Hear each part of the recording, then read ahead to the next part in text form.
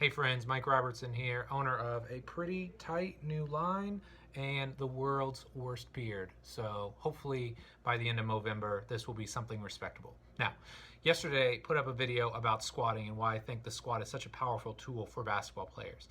Got a lot of great feedback from that, and I also got some follow-up questions, specifically what squat variations do we use with our basketball players to help improve their performance?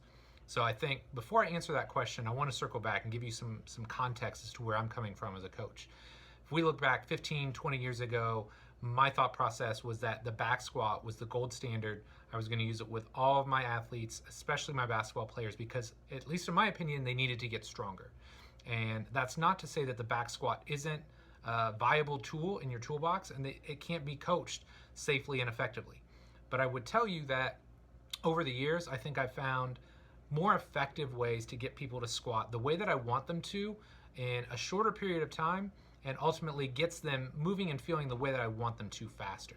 So when we talk about squatting variations, some of the things that I'm looking at are your standard plate reaching squat, where you just take a dumbbell or a small weight plate, push it out in front of you and squat down. Goblet squats, 2 kettlebell front squats. Simple cheat that works really, really well is to just elevate the athlete's heels early on. I know a lot of people would say, oh, you're just working around issues. Well, maybe, but maybe not. Maybe I'm just giving them a different input and different context that allows them to squat in what ultimately is a better fashion for them. Because especially as you work with taller basketball players, 6'6", 6'8", Roy was 7'2" when he was training at our gym. Like, I'm never gonna make that guy's squat look absolutely perfect, but giving them just that little bit of a heel helps stack their body a little bit more effectively. It allows them to sit down a little bit easier, and ultimately, I think it makes the squat look and feel more like I want it to.